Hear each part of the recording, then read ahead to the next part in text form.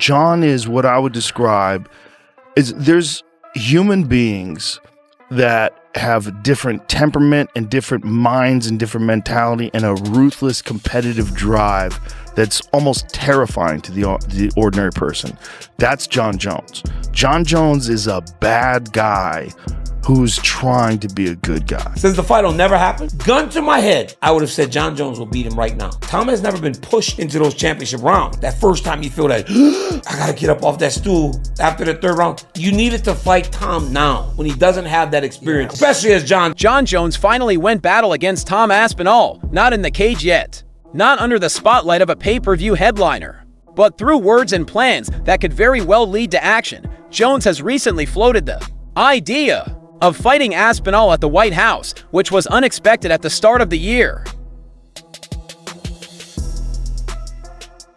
U.S. President Donald Trump has officially declared plans to have a UFC event in the White House's gardens, a move that garnered instant attention and was supported by UFC President Dana White. And just like that, one of the most bizarre ideas in combat sports became a possible reality, with every UFC superstar scrambling for a spot on that card. Jones, who recently resigned and is no longer competing, has shown an interest in returning to the octagon in light of these strange new conditions. It's Jon Jones.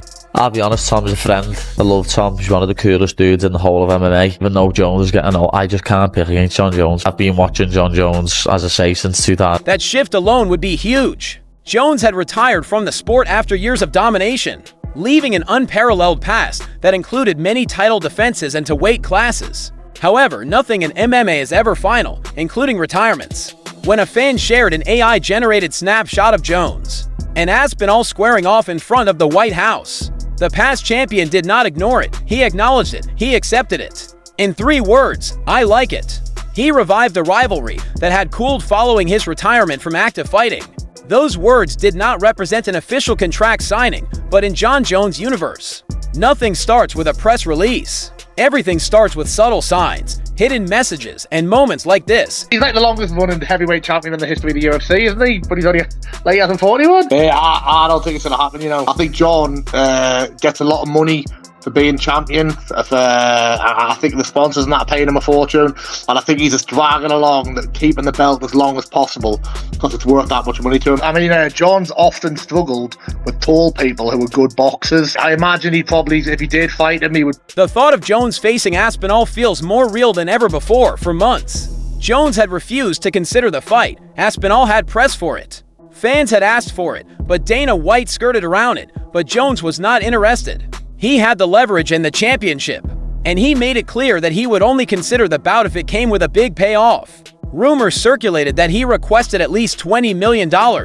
possibly more based on the parameters. Jones walked away. When talks stagnated, Aspinall fought and won again.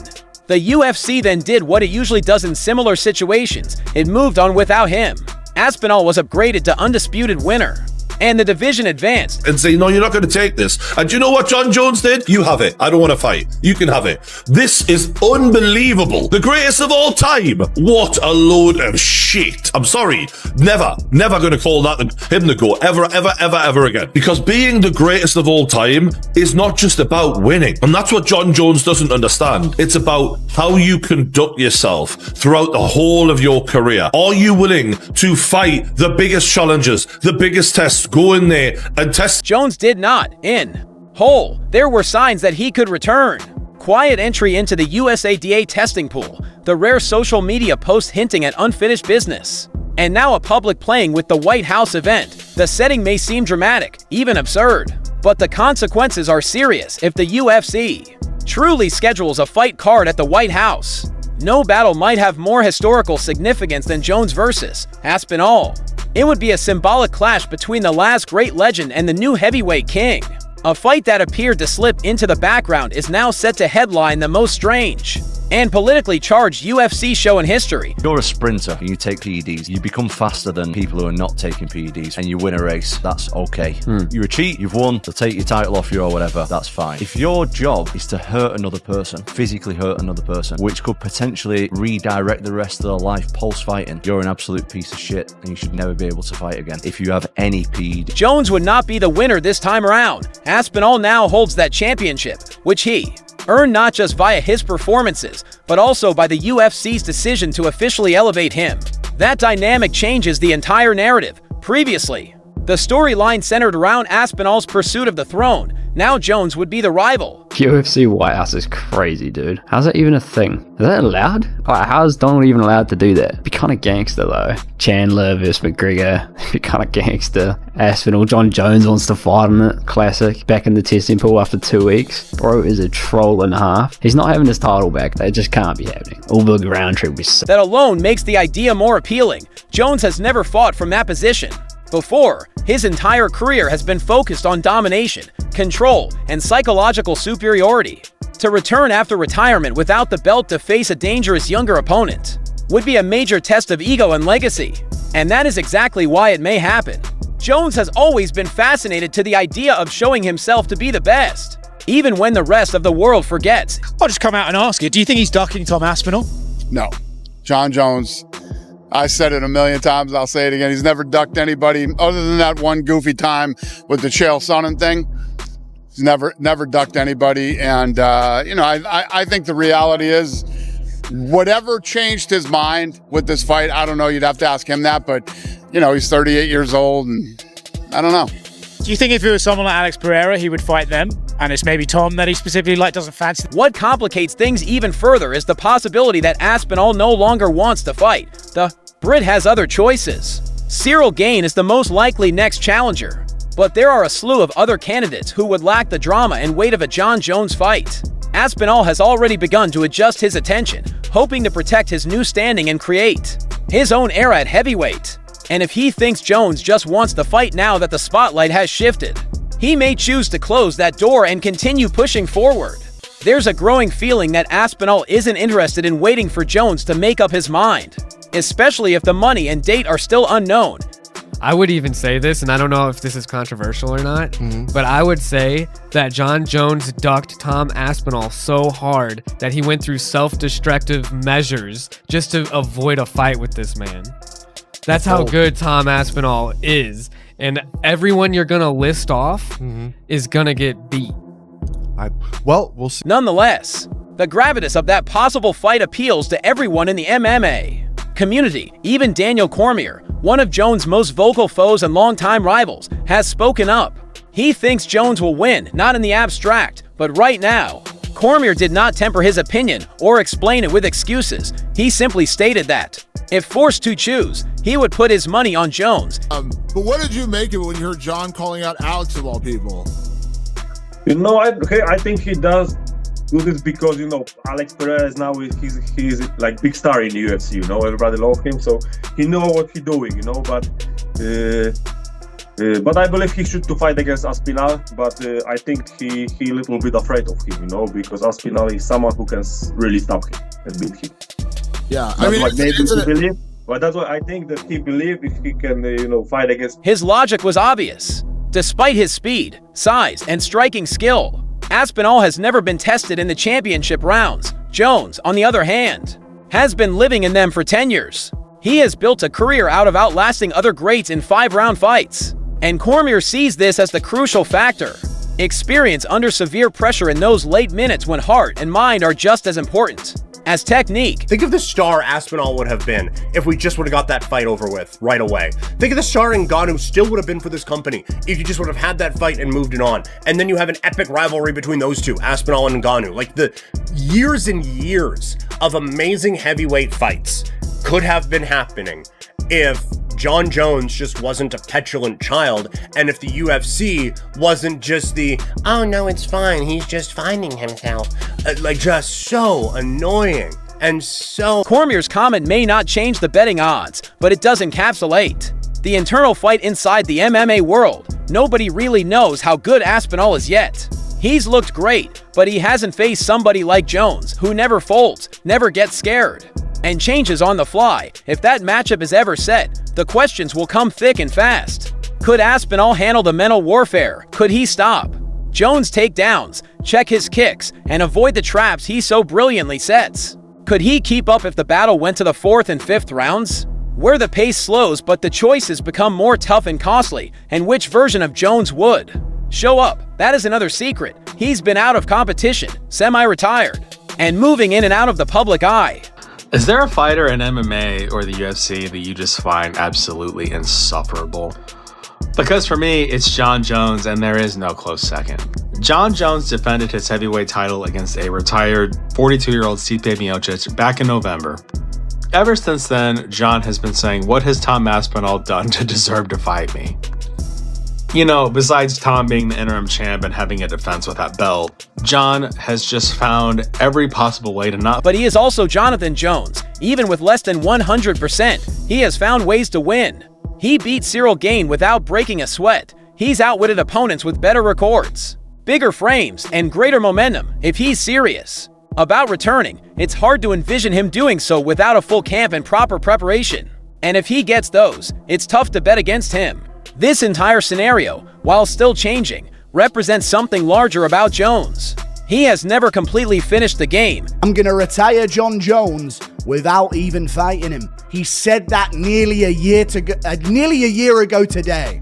Tom Aspinall said those words. And never have words aged better in the MMA world than Tom Aspinall saying that. Their first encounter happened months ago, before the White House event was even a thought in the minds of fans or promoters. At the Arnold Sports Festival in Birmingham, England, the two champions found themselves only inches apart, surrounded by camera flashes and shocked fans who couldn't believe what they were seeing. Jones was taking selfies with supporters when Aspinall approached him casually, seemingly taking advantage of the moment. He did not arrive with a mob or security escort. He simply came over, put his hand on Jones' shoulder, and asked, "Are we going to do this thing?" Donald Trump just said that he wants to hold a UFC event at the White House next year for America's 250th birthday. And not just any UFC event, he wants to hold a championship UFC event at the White House next year.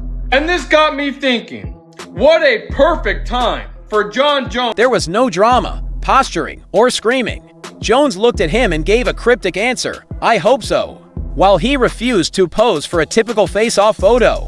The two stood together long enough for the moment to become real. It was the type of subtle excitement that fans could sense even through their phone screens. Aspinall was not present to question Jones with bravado. He was present to acknowledge that the time was right, the confrontation was unavoidable, and the opportunity had finally come, albeit only temporarily. It's the legacy. To be able to go to the heavyweight division, take out everyone, and then take out the Jon Jones legend, you know, and then go back to even beating a few of these new school guys, will literally put Tom Aspinall as the GOAT of the heavyweight division. Jones, as always, played his part with methodical restraint. He gently brushed Aspinall's hand from his shoulder, as if to say, "Not yet." The gesture contained no malice, but it did send a clear message. Jones was not going to hurry into anything. That had been the tone throughout their entire story up to that moment. Aspinall won the interim title with a stunning knockout of Sergey Pavlovich, and immediately began fighting for the main title. Since the fight will never happen, gun to my head, I would have said Jon Jones will beat him right now. Tom has never been pushed into those championship rounds. That first time you feel that, I gotta get up off that stool after the third round. You needed to fight Tom now, when he doesn't have that experience, especially as Jon Jones. He wanted Jones. He was not subtle about it. For months, he claimed Jones was avoiding the fight, but Jones had all the cards. He was still looking for a fight with Stipe Miocic, saying he wanted to prioritize the legacy matchup before everything else. That matchup never happened. Miocic's healing from a torn pectoral muscle had stopped. Aspinall finally fell silent on the callouts. Perhaps he became bored of the never-ending wait. Perhaps he knew the UFC would not put pressure on Jones to unite the belts. However, when the chance to meet him in person at the Arnold Festival presented itself, Aspinall jumped at it. That little time served as the story's new basis. He stated clearly that he still wanted to fight. Why is that fight not happening? Well, it could be for two reasons. It's either that Jon Jones is using a strategy to have more money. You could say it, GSP. Go for it. Come on, say what you want to say. But I think that's why he's doing it. You know, if he's doing it just to hold the title, to serve the wave, this is not. And if he has no intention of coming back, that's not right, you know. But if he does it for as a strategy to have more money, I can understand why. But I think that the UFC needs to do something. Nonetheless, in the months following the original meeting, Aspinall gave up waiting. He moved ahead. He was busy. He took a fight against Curtis Blades, the same man who had previously defeated him due to a bizarre knee injury. That added another depth to his campaign. Not only would he beat the man who had previously beaten him, but he would do so while still holding the temporary title. Blades has just won a convincing knockout over Jailton Almeida, and the fight with Aspinall was nearly over. Then came the surprise twist. Jon Jones has announced his retirement. With no unification bout, the heavyweight division has a new undisputed king.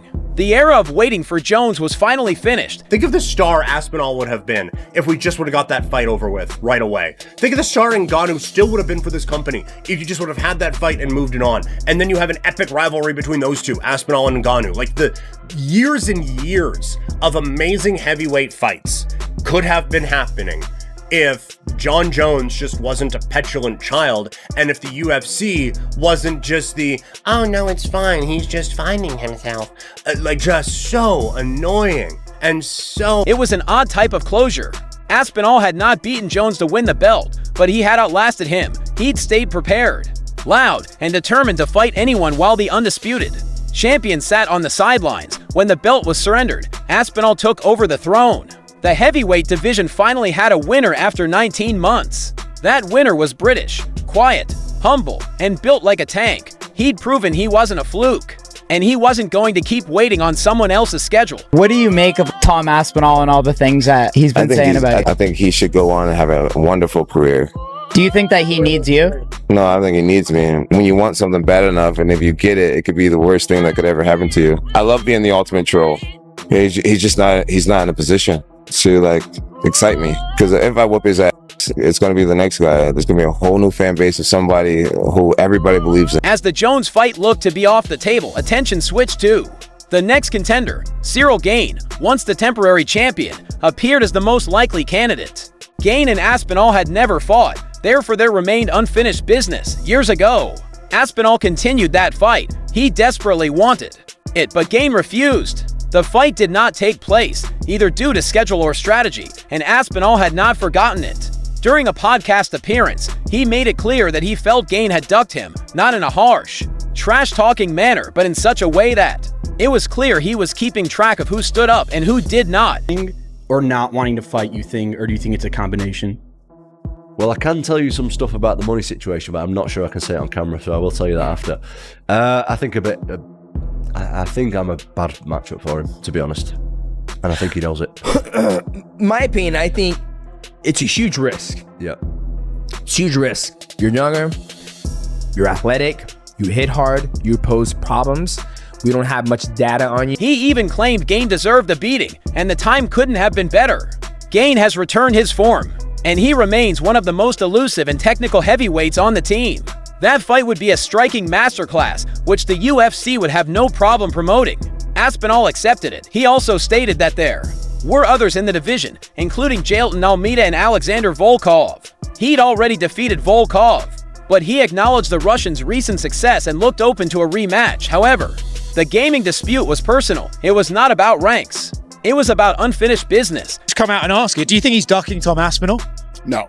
Jon Jones, I said it a million times, I'll say it again. He's never ducked anybody other than that one goofy time with the Chael Sonnen thing. He's never ducked anybody. And, I think the reality is whatever changed his mind with this fight, I don't know. You'd have to ask him that. But, he's 38 years old and I don't know. Do you think if it was someone like Alex Pereira, he would fight them? And it's maybe Tom that he specifically doesn't... Aspinall's rise from a pan-coming prodigy to interim winner to indisputable king has been far from typical. He's suffered injuries, experienced delays, and is dealing with the most frustrating championship problem in recent memory. But now that the belt is his, he isn't spending time. He's prepared to clear out the division. The White House event may be the highlight of 2025.